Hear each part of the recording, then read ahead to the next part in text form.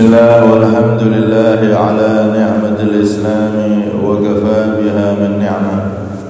Asyhadu an la ilaha illallah wahdahu la syarika lahu wa asyhadu anna sayyidana Muhammadan abduhu wa rasuluhu ila sa'iril ummah. Allahumma salli wa sallim wa barik ala sayyidina Muhammadin karimil aba'i wal ummahati wa ala alihi wa sahbihi ila yaumil qiyamah.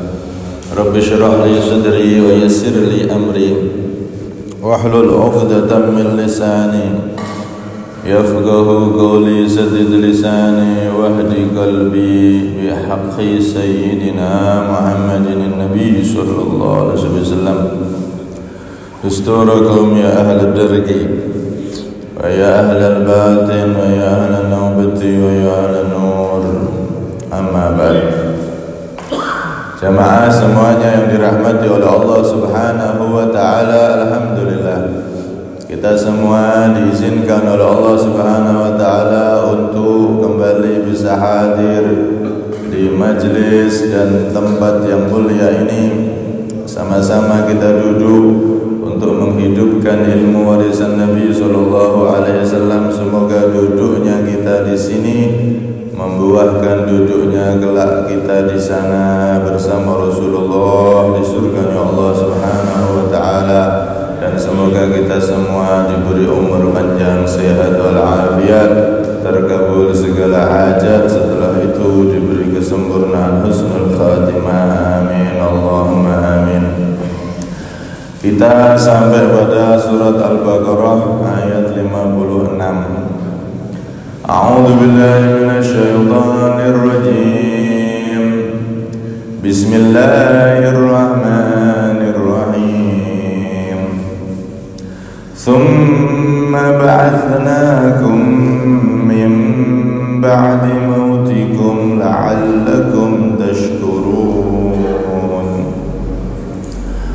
Tsumma ba'atsnakum, kemudian aku Allah membangkitkan, menghidupkan kum pada kalian min ba'di mautikum, setelah matinya kalian, la'allakum, supaya kalian tashkuruna, bersyukur.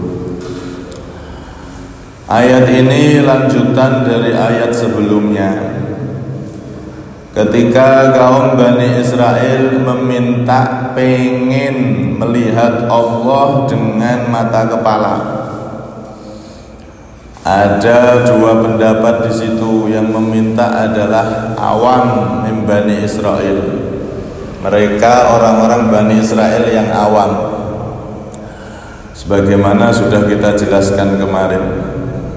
Ada pendapat yang kedua, yang meminta melihat Allah itu adalah sab'ina rajulan, 70 orang yang dipilih oleh Nabi Musa alaihi salam.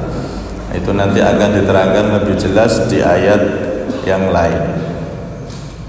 Walhasil di sini ketika kaum Bani Israel meminta agar bisa melihat Allah secara mata kepala, maka mereka langsung mendapatkan siksaan dari Allah, as-sa'iqah, halilintar atau api ataupun yang lain turun dari langit siksaan itu, dan mereka melihat dengan mata kepala mereka sebelum siksaan tersebut menimpa mereka. Akhirnya setelah disambar halilintar atau siksaan tersebut, kaum Bani Israel yang meminta itu semuanya binasa, mati. Setelah mati, maka Nabi Musa alaihissalam meminta kepada Allah, berdoa tanpa henti agar orang-orang yang telah binasa tersebut, telah mati tersebut dihidupkan kembali oleh Allah. Nabi Musa minta agar mereka yang sudah terkena siksaan gara-gara lancang pengen melihat Allah itu untuk dihidupkan lagi.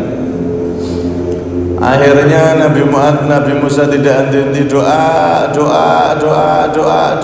sampai akhirnya diijabah oleh Allah Subhanahu wa taala. Semua orang yang sudah terkena azab atau siksaan tersebut dihidupkan lagi oleh Allah Subhanahu wa taala. Tsumma ba'atsnakum min ba'di mautikum la'allakum tashkurun, sebagaimana yang Allah sebutkan dalam ayat ini. Di ayat ini dan di cerita ini ada beberapa pelajaran penting yang perlu kita ambil, terutama di bagian terakhir, la'allakum tashkurun. Allah Subhanahu wa taala mengabulkan permintaan Nabi Musa sehingga yang sudah binasa hidup lagi.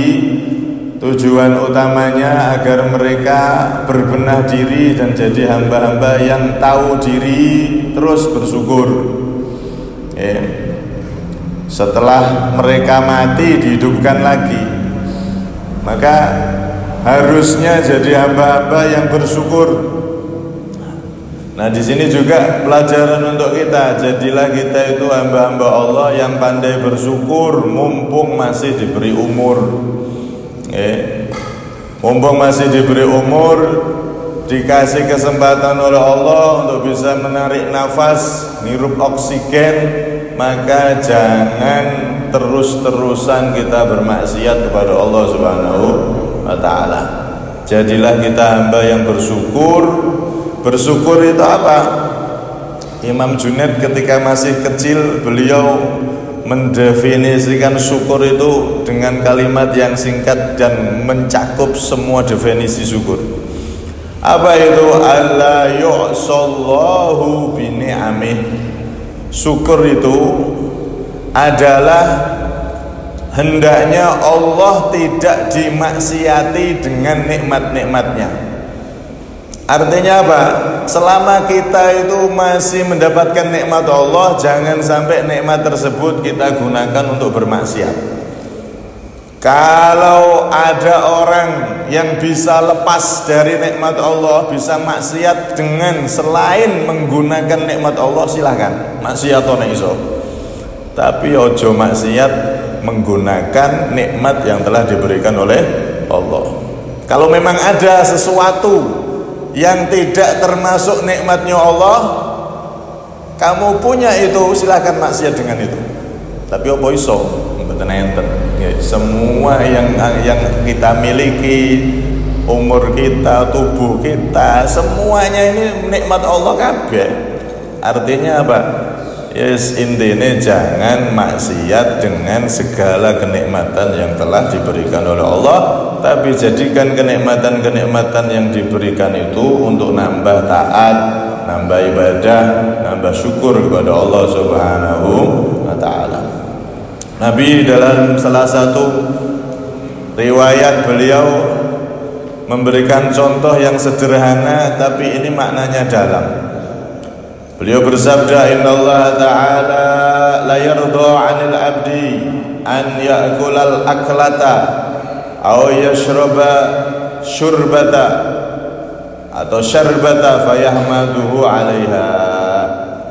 Sesungguhnya Allah Subhanahu wa taala itu sangat ridha terhadap hamba yang kalau dia makan satu makanan, satu suapan, terus dia bersyukur sama Allah. Nggak harus ucap alhamdulillah, ya ndak. Ning atine niku syukur. Entuk makanan siji syukur, alhamdulillah. Setiap satu suapan syukur, memandang itu semua nikmat dari Allah Subhanahu wa taala. Setiap satu minuman, satu tegukan air syukur, alhamdulillah. Ini diajarkan Nabi sampai seperti itu. Satu makanan, satu tegukan air, kalau kita syukuri setiap dari makanan dan tegukan yang kita masukkan ke tubuh kita, pandai bersyukur, maka di situ Allah sangat mencintai hamba tersebut. Imam Abdullah Al-Muzani, beliau pernah mengatakan, man kana musliman wa badanuhu fi afiyah faqad ijtama alaihi sayyidu na'imid dunya wa sayyidu na'imil akhirah. Barang siapa yang diberi dua nikmat ini, maka berarti dia telah diberi puncak kenikmatan dunia dan puncak kenikmatan akhirat. Apa itu? Satu, dikasih Islam. Jadi umatnya Kanjeng Nabi Muhammad SAW dikai iman Islam, jadi wong Islam. Niki puncak kenikmatan di akhirat nanti, karena nggak akan bisa masuk surga kecuali Muslim. Kemudian nomor dua, dikasih badan sehat.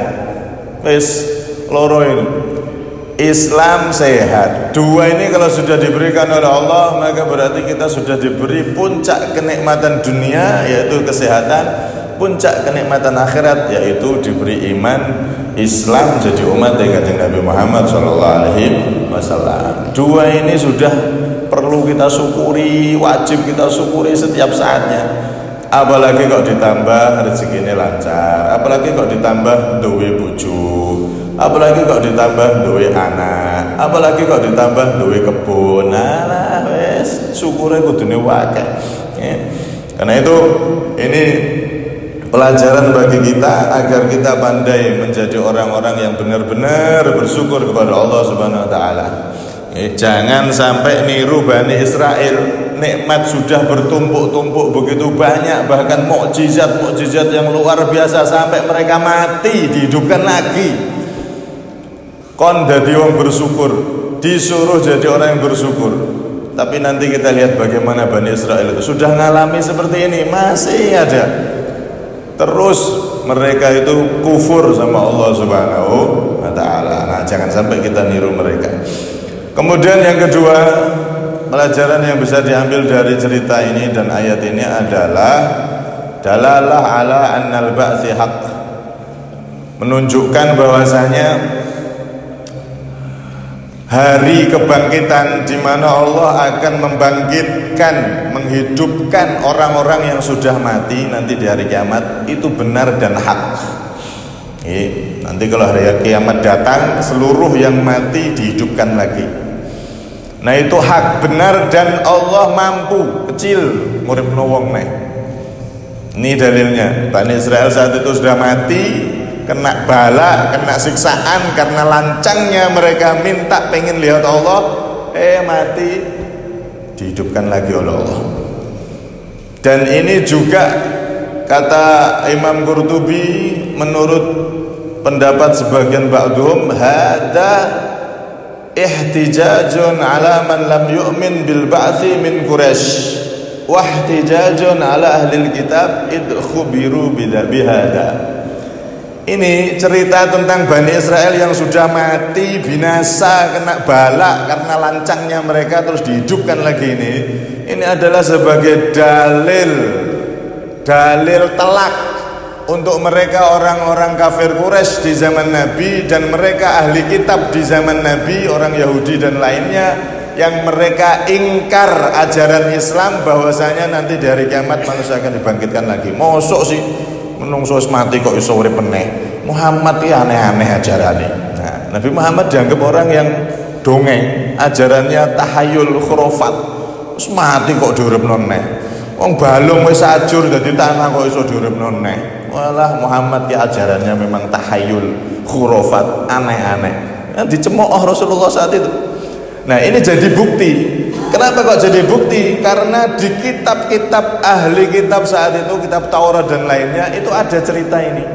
Ada cerita bagaimana dulu orang Bani Israel, nenek moyang mereka itu mati dihidupkan lagi.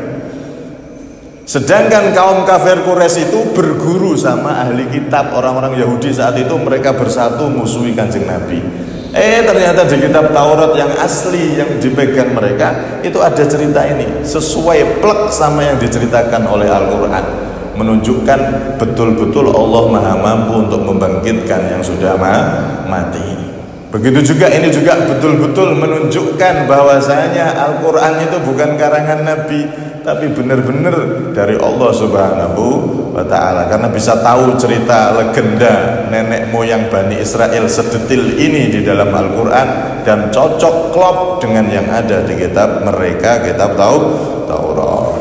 Nah, kemudian selain menunjukkan Allah itu maha mampu dan menjadi bukti ilmiah Allah itu mampu menghidupkan yang sudah mati, bahkan sudah tertulis di kitab mereka, juga yang selanjutnya menunjukkan bahwasanya mukjizat para nabi itu benar dan itu dari Allah Subhanahu wa Ta'ala.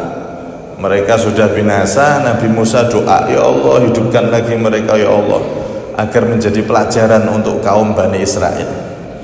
Doa dengan sungguh-sungguh Nabi Musa, tidak henti-henti doa sampai akhirnya diijabah oleh Allah. Mereka semua yang mati pun dihidupkan lagi.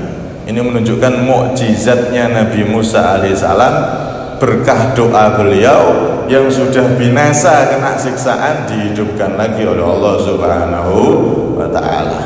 Ini menunjukkan para nabi itu punya mukjizat, dan mukjizat itu memang keistimewaan yang langsung dari Allah Subhanahu wa Ta'ala.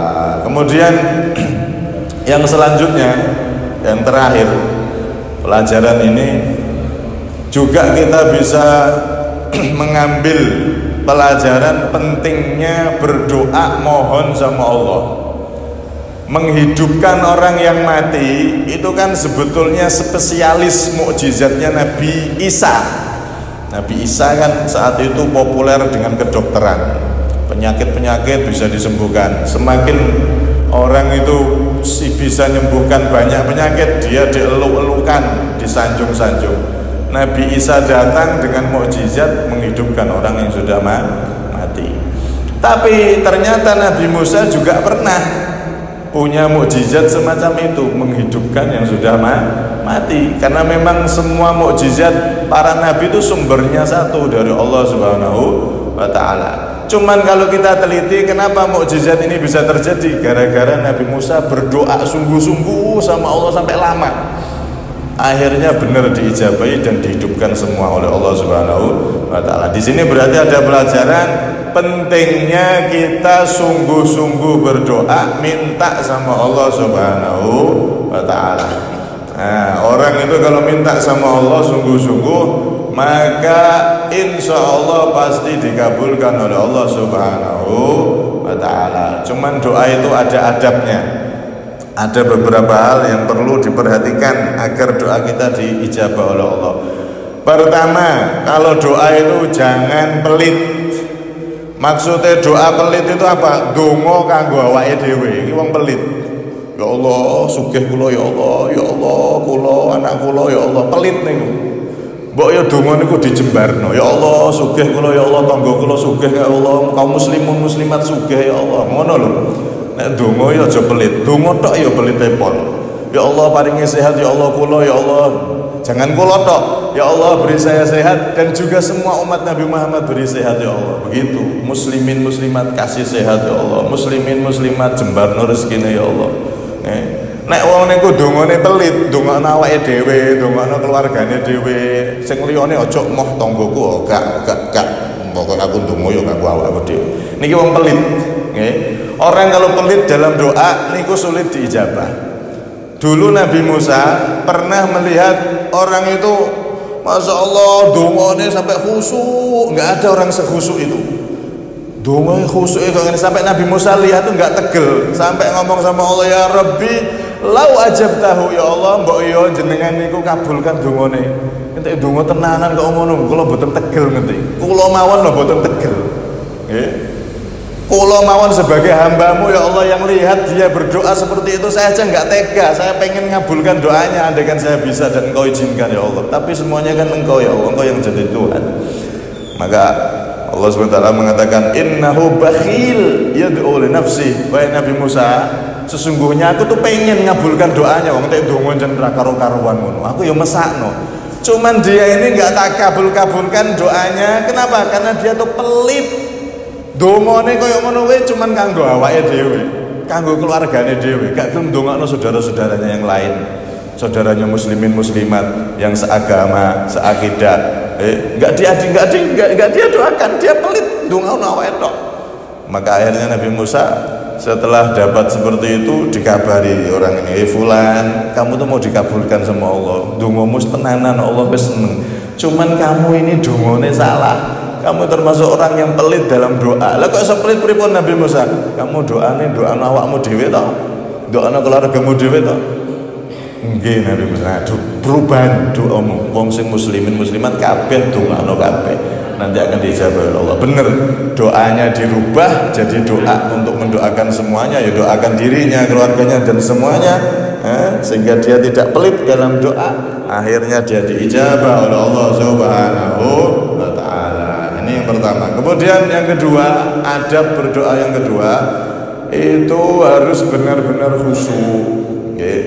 Khusyuk dalam berdoa agar doanya benar-benar diijabah oleh Allah Subhanahu wa taala. Nabi Musa juga pernah melihat ada orang itu sama kayak tadi, dungane khusyuk tapi enggak dijabah-jabah. Koyoke khusyuk dingkluk wis ora karo-karuan wis. Sama Nabi Musa tanya, "Ya Allah, orang ini kok enggak kau jabahi doanya? Kok belum kau kabulkan doanya? Kasihan ya Allah, kabulkan doanya ya Allah." Maka Allah SWT mengatakan, "Ya Musa, ana arhamu bihi minka, alakinnahu yad'uni wa qalbu inda ghanami wa ana la astajibu liman yad'uni wa qalbuhu inda ghairi." Wahai Musa, aku ini maha merahmati, maha berkasih sayang. Kalau kamu kasihan sama dia, aku lebih kasihan sama dia. Cuman ada aturan dalam berdoa Musa. Dia kelihatannya khusyuk, tapi ternyata dalam berdoa itu hatinya inget kambingnya. Orang ini itu inget kambingnya. Pas dongo gak khusyuk, hatine iling kambingnya. Hatinya inget tokonya, hatinya di pasar. Dongo tapi hatine ning dindi, mikir pasar, mikir utang, mikir ini itu, gak fokus. Sebetulnya mau tak kabulkan oleh Musa, tapi karena hatinya itu berada di tempat lain, tidak meminta kepadaku, mintanya cuma mulut tok, ya nggak tak kabul-kabul no, gara-gara dia tidak benar-benar khusyuk secara zahir dan batin. Karena itu, jadi apa itu? Satu, jangan pelit dalam berdoa. Nomor dua, khusyuk.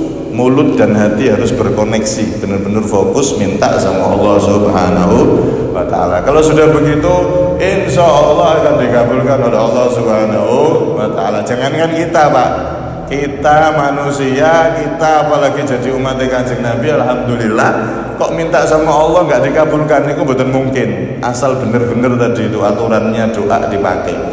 Iblis itu loh, Iblis itu kan sudah dilaknat oleh Allah. Wa inna la'nati 'alaika ila yaumiddin. Laknatku, kama qala ta'ala, menimpa engkau wahai iblis sampai hari kiamat. Iblis kan dilaknat sama Allah. Tapi lihat bagaimana setelah dilaknat itu iblis doa, minta sama Allah, Rabbi andirni ila yaumi yub'atsun. Ya Allah, kalau begitu aku minta kepadamu ya Allah, biarkan aku hidup sampai hari kiamat dan aku akan menggoda manusia untuk aku ajak bersama-sama masuk neraka. Itu permintaan doa dari iblis di saat dia dilaknat oleh Allah, masih minta sama Allah dengan sungguh-sungguh, dikabulno sama Allah. Ya wis, kamu tak kabulno, umurmu sampai hari kiamat panjang, nggak mati-mati, dan kamu aku persilakan untuk menggoda manusia, tapi hamba-hambaku tidak akan bisa kau goda. Itu loh iblis doa minta sama Allah dalam posisi dia saat itu sudah jadi makhluk yang dilaknat oleh Allah. Itu loh dikabulkan karena minta itu tenanan. Lah apalagi kula jenengan sing alhamdulillah mboten dilaknat nggih. Kula jenengan walaupun banyak dosa enggak usah apa niku enggak pede. Wah aku kakek dosa enggak pede, aku njaluk Gusti Allah enggak usah enggak pede. Allah itu kalau diminta hambanya sekotor apapun hambanya malah seneng. Gusti Allah ini kalau diminta hamba-hambanya malah seneng, okay? Sebanyak apapun dosanya, asal dia tobat, minta sama Allah. Minta apa? Allah seneng. Allah Subhanahu wa ta'ala itu sangat cinta kepada hamba-hambanya. Makhluk yang dikutuk iblis mawon dikasih kok permintaannya, apalagi manusia yang masih beriman kepada Allah Subhanahu wa ta'ala, maka jelas akan diampuni dosanya dan dikabulkan permintaannya, insyaallah. Amin Allahumma amin. Nah, ada satu amalan di hadis sahih itu, ada satu amalan masalah minta doa sama Allah itu tata caranya gimana. Sepenting itu tadi, ojo pelit dalam doa, terus khusyuk tenanan dalam berdoa, terus berusaha taat tobat sama Allah. Nah itu sudah dipenuhi, insya Allah dikabulkan sama Allah. Cuman Nabi suatu ketika pernah didatangi oleh orang yang buta. Wong sing buta niki karena dia tidak ada yang nuntun kalau ke masjid, kalau pengajian ibaratnya, kalau hadir ke majelisnya Nabi, pengen ngaji sama Nabi Muhammad SAW, itu nggak ada yang nuntun karena keluarganya nggak ada, susah jadinya, orang buta.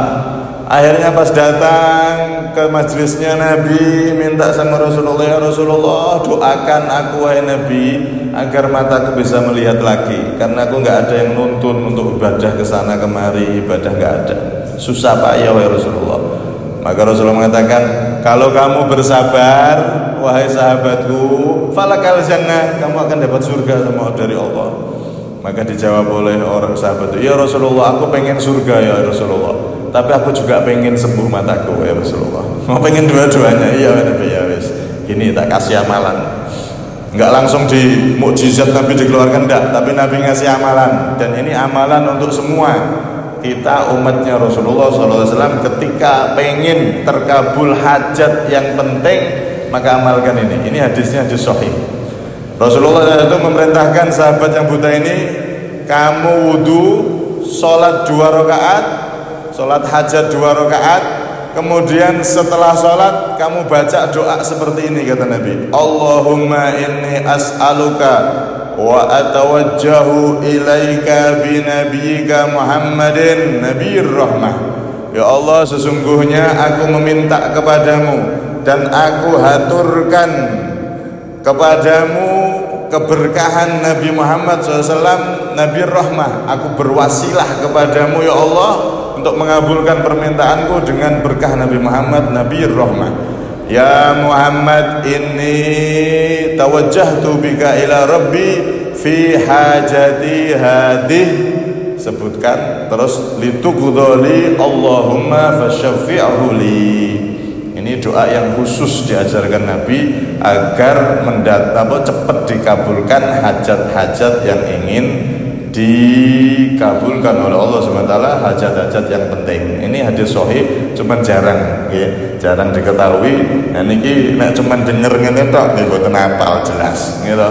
Wis ilang nek mboten hafal. Ini amalan dari Rasulullah SAW. Nah, ini terakhir kesimpulan. Pertama, jadilah kita hamba yang bersyukur dengan semua nikmat Allah, jangan kufur seperti Bani Israel. Kemudian yang kedua, dari ayat ini juga menunjukkan Allah Maha Mampu. Allah benar-benar Tuhan yang asli, tiada Tuhan selain Allah. Allah Maha Mampu menghidupkan yang sudah mati. Kemudian yang nomor 3, mukjizat para nabi itu benar-benar hak, dan itu semua sumbernya dari Allah Subhanahu wa ta'ala. Kemudian yang keempat, pentingnya kita selalu berdoa sama Allah. Jangan jadi hamba yang enggak pede saat doa, walaupun dosa kita banyak, minta ampun sama Allah dan minta apa yang ingin kita minta. Allah Maha Dermawan, Allah Maha merahmati, Allah Maha mengampuni hamba-hambanya. Lebih-lebih kalau memakai cara yang diajarkan Nabi ini tadi, maka akan lebih cepat dikabulkan oleh Allah. Akhirnya orang yang buta tadi itu setelah melakukan ini langsung tidak lama matanya sembuh, tidak lama langsung bisa melihat berkah amalan yang diajarkan oleh Nabi SAW. Nah, nek boten hafal ya wis nasib gitu. Ya, tapi ini direkam, insya Allah ada di YouTube, kita taruh di YouTube. Semoga jadi tambah manfaat untuk kita semuanya. Mugi-mugi kalau panjenengan dijadikan orang-orang yang dekat sama Allah, orang-orang bersyukur, orang-orang yang doa-doanya dikabulkan oleh Allah Subhanahu wa taala. Semoga kita semua kelak dikumpulkan bersama Rasulullah. Amin Allahumma amin. Kurang lebihnya minta maaf. Ada minni wa la minkum. Assalamualaikum warahmatullahi wabarakatuh.